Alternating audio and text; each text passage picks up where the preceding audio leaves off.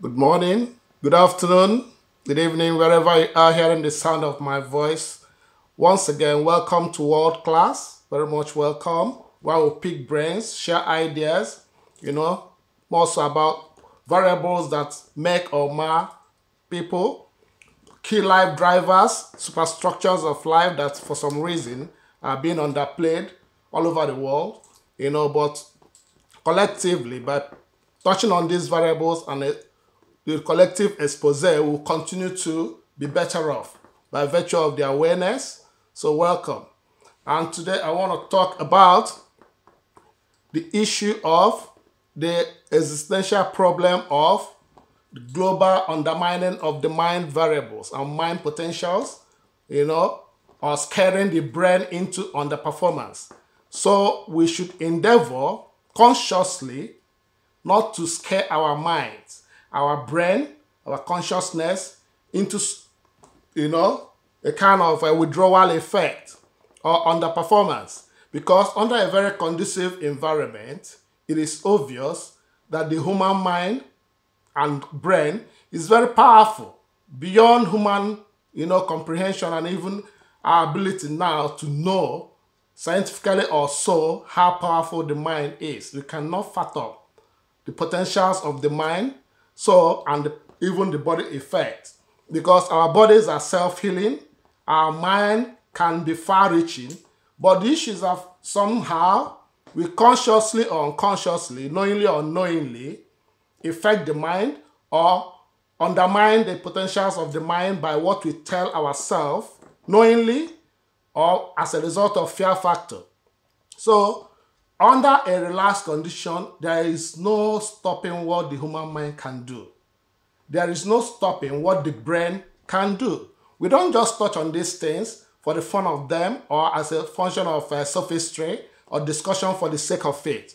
But these are things that make people or mar people, And unfortunately, even in schools, these things are not being taught. Sometimes, we look at the bigger pictures or what we consider as the big disciplines, but some of these, dicey, subliminal, subtle variables that are key life drivers are being relegated to the background. Sometimes people don't even reckon with them, but whether you reckon with them or not doesn't mean anything. But we have to keep exposing them or touching them, creating the awareness for us to be better informed. Think about it. The brain under a relaxed environment, condition your mind to the acceptance that there is nothing at stake. You begin to marvel at what your brain can take because information is not weighted. No matter what you hear, no matter the amount of information that the brain takes, your ear here, it doesn't get heavy at a point. You cannot measure it and say, oh, it's quantifiable. For now, I've had much. It's so heavy on my ear, my brain. There is no such thing. If you give knowledge from now till next century, next week, next month, keep going, you cannot at a point say, my ears, my brain has had enough. It is heavy now on me because these things are not weighted. And as long as the brain is under a conducive condition, healthy, and your mind is in acceptance of what you're hearing, you find out that it will keep taking it without even your struggling. And that is how it will reproduce it anytime it is called upon.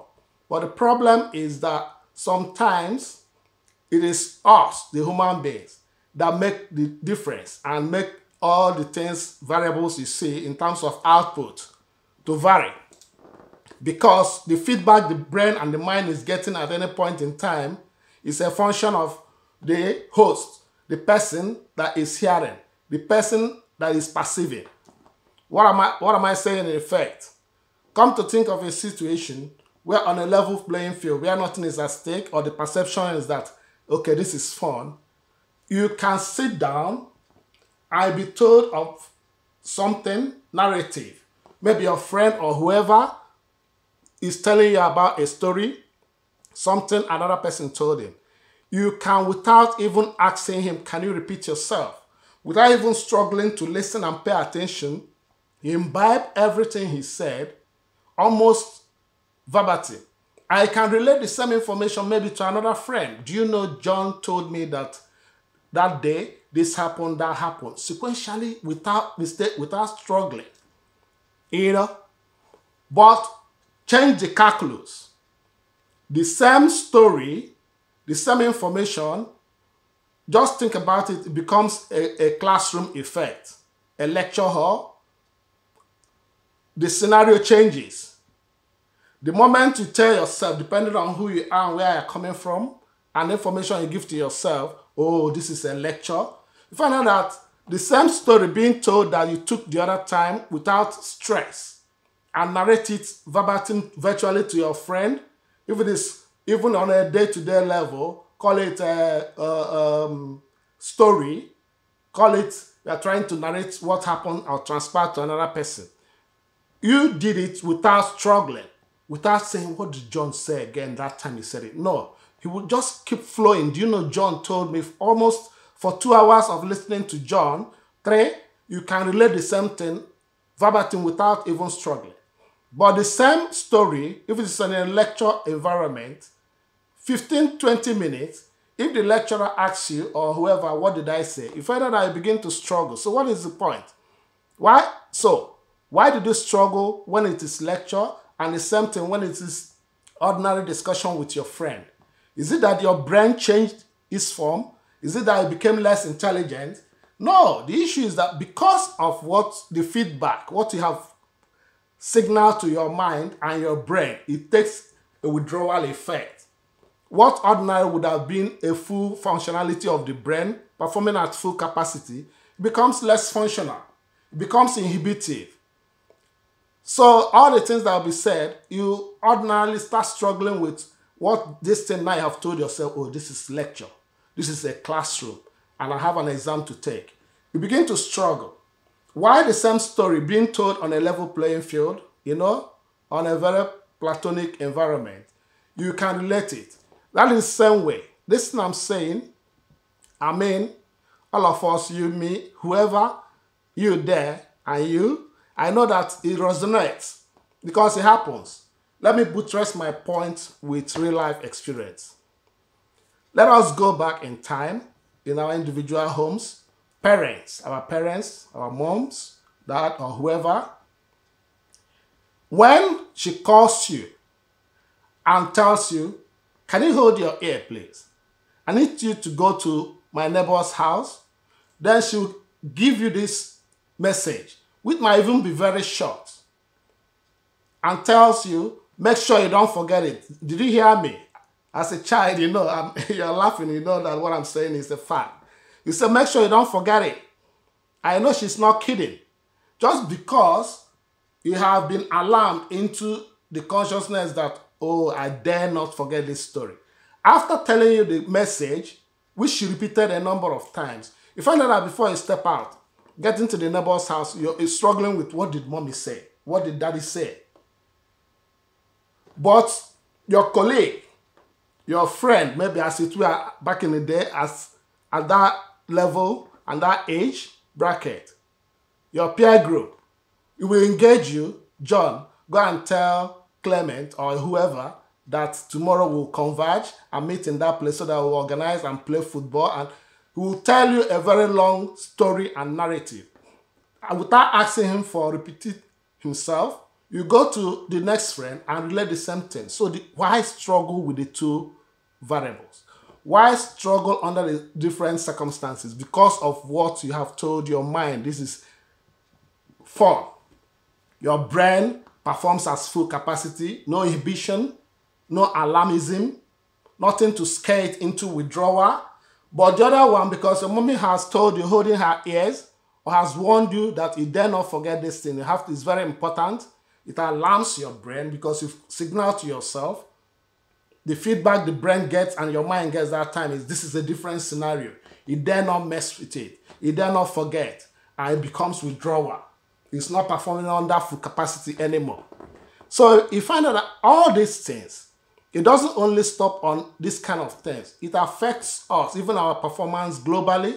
even our performance in the office, our productivity as human beings, because we signal to our mind and brain, which has on its own natural potentials to be solution providers. The human mind is a solution provider more than any kind of knowledge or information you can acquire from wherever.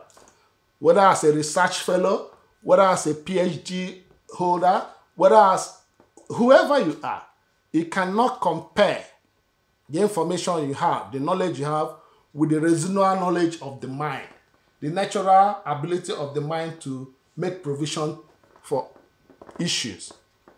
You know? But because we give the mind different feedback, different signal and alarm and different scenario, it produces different results. Nobody is not intelligent. The brain and the mind is naturally adapted for such purposes. Naturally, for everybody. The difference is, in A and B is the feedback it is getting from yourself. What you are telling it. If you tell it, this is fun, relax, calm down, the brain and the mind will operate at full capacity from the natural perspective, well endowed, well positioned to adapt. And in short, the mind is like water. It takes the form of any object in which it finds itself. If it is in a cylinder, it takes the form of a cylinder. If it is a cone, whatever object it is, that is the form it takes. This is the same way the brain is. If you say sometimes this guy is very intelligent, because where he's coming from, he sees everything from that perspective. This is easy. And that is how it goes. Now, what I'm talking is not limited to even that family levels. Think about even on office scenario.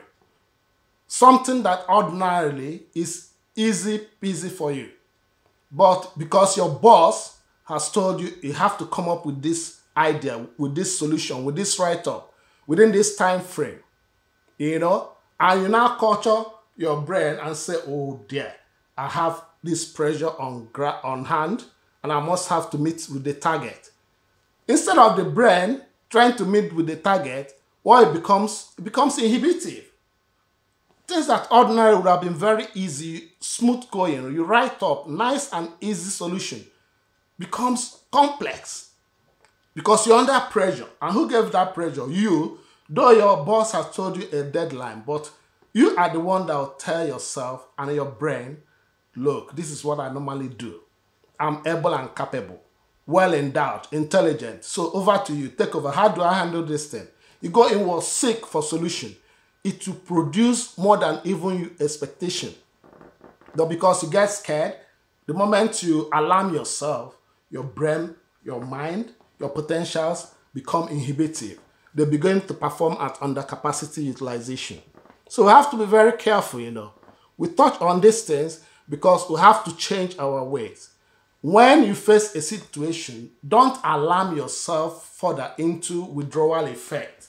It happens even in our health issues. You know, you find out that the moment you hear something and perceive something, the body that is naturally self-healing.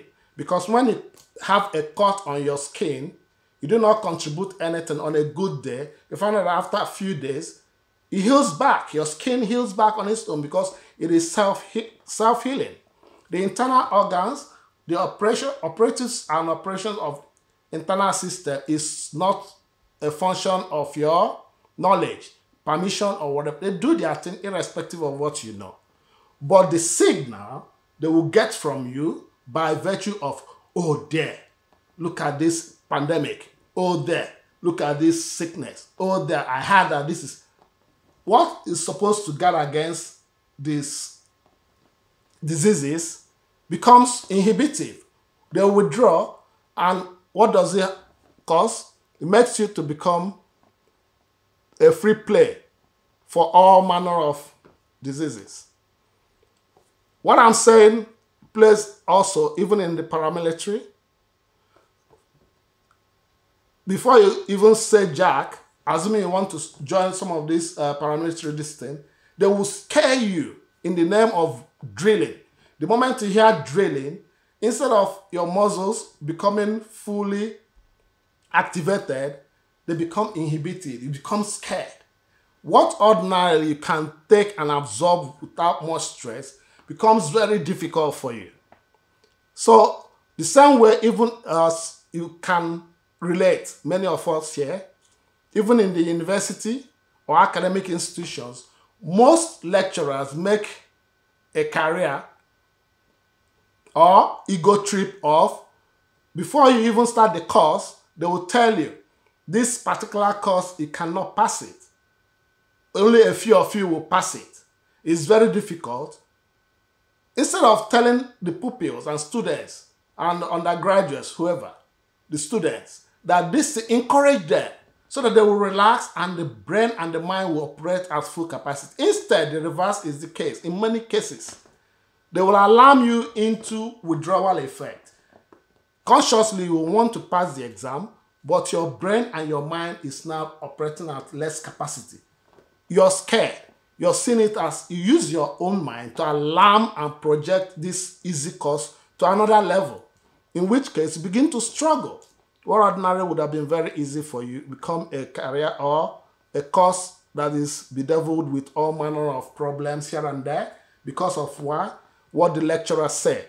So we should desist from alarming our minds into submission, allowing our mind into withdrawal effect, or something that would have been very easy, we on our own, knowingly or unknowingly, consciously or unconsciously, make it very exponential, problematic, create, a very complex and Herculean task out of what ordinarily would have been an easy drive. So we touch on these things to help us consciously, whoever you are, wherever, as you're listening to me. The reason for this is anywhere you are, whatever you're doing, always remember that the mind has the potentials to be a solution provider. The mind and the brain can operate at an incredible human capacity, unknown to you, that you as an individual have such capacity. All it takes is consciously, anytime, whenever. There are cases that fear factor or whatever can come in, but it's your responsibility to tell yourself and remind yourself, hey, calm down. You are equal to the task. The brain will hear you, the mind will readjust and bring out the best within you. So what ordinarily others might be struggling as big issue, you do it, and everybody will say, how come you're operating on that kind of capacity? Because of the consciousness, because of the awareness, which is what we have to be selling to the younger ones, ourselves, to be more productive, live a more fulfilled life, better in our ways, and not to be denied of who we are or our potentials by what we tell ourselves. It is very, very crucial that when we hear these things, put them into practice. Always reminding yourself, calm down. If I can sit down for 2 hours and watch a movie and relate the same movie of maybe 3 hours at a go, no repetition, no stress to understand what is going on, to imbibe it, but you relate the same thing to another person almost verbatim. How come the moment it becomes a different scenario where you tell yourself, okay, this is either office, or I need to make a presentation to my boss, or I need to address this issue, you start struggling with even two narratives that ordinarily you knew before.